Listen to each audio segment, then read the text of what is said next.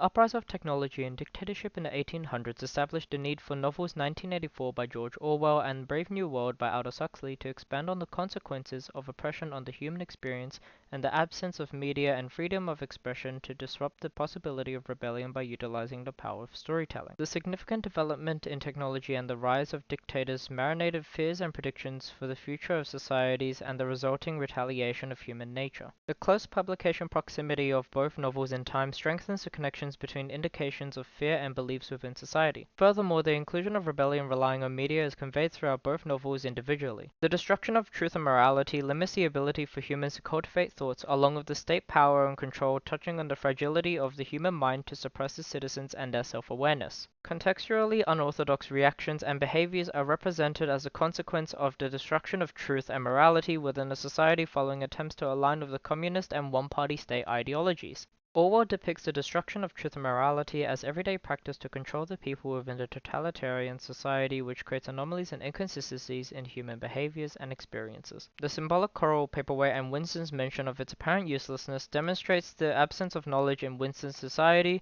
to reinforce the control of the party through the altercation of the printing process's purpose of spreading the truth to limit the collective human experiences of life, reducing their need for rebellion. This prediction serves as a viewpoint of how Winston's thought crime is both anomalous and created by the destruction of truth. When, in the end, the party would announce that 2 and 2 made 5 and you would have to believe it, is stated, Orwell's use of situational irony compares the absurdity of society similarly to the mathematical absurdity of 2 and 2 making 5, asserting that the manipulation of the truth results in the ignorance of humans to the ludicrous society and the altercation of morality. This is associated with the propaganda and manipulation of truth through media and art bestowed by Hitler to increase his popularity. However, the destruction of morality is provoked in the blissful feeling of being alone with the forbidden book, as Orwell's use of imagery and contrast vividly illustrates how humans, when restricted in freedom of thought, will no doubt return to human nature of rebellion which aligns with the inconsistencies of human behaviors fueled by the destruction of morality. Additionally, the forbidden book resembles the true printing process which the party is capable of creating but chooses to suppress, as humanity's ability to express themselves freely compels free thought and the spread of knowledge. This is detrimental to the party, as when Winston is given the book he chooses the path of rebellion. Thus, Orwell represents the destruction of truth and morality as the cause of human inconsistencies and anomalies to inform the people of the results in their actions as a society to move towards totalitarianism.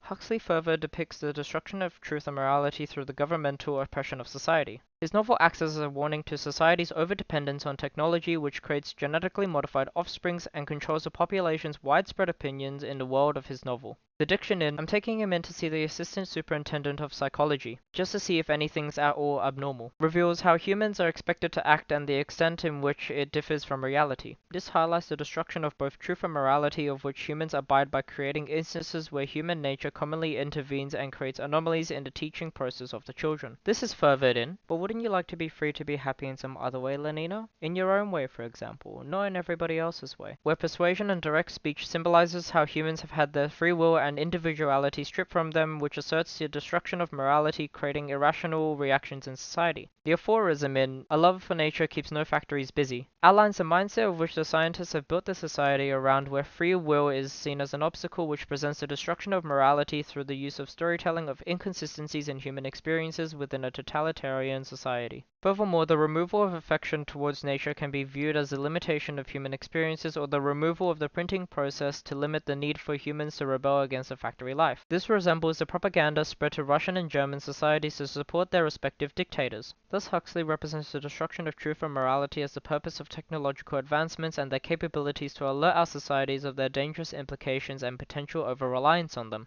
Storytelling being utilized by George Orwell and Aldous Huxley represents the key idea of state power and control and how it is the basis of authoritarianism and the requirement for totalitarian societies to exist. George Orwell and Aldous Huxley both represent state power and control within their novels through the use of conditioning. Orwell depicts state power and control as a way to glorify and enforce Big Brother's ideology without rebellion, to demonstrate Orwell's fear of the obliviousness of humans to controlling acts and the increasing power available for world leaders such as Hitler, Stalin, and Mussolini. Mussolini. The illusion of, behind Winston's back, the voice of the telescreen was still blabbering away about pig iron and the overfillment of the ninth three-year plan, uncovers the prediction path of society and its similarity to the Soviet Union. Additionally, the ninth three-year plan satires the Soviet Union's three-year plans to reduce the abundance of consumer goods. This presents Orwell's fears of the revulsion of a totalitarian society due to their overarching control as well as the limit of freedom of choice. With this, the telescreens are a clear representation of the printing processes being broken up and modified to limit humans and their ability to rebel. This is furthered in, he took down from the shelf a bottle of colorless liquid with a plain white label marked Victory Gin. It gave off a sickly oily smell as of Chinese rice spirit, where irony is used to reveal the quality of consumer goods and how the party is contrasting unpleasurable beverages with the name Victory to instill into citizens that comfort will not result in victory as a way to justify their actions to the state,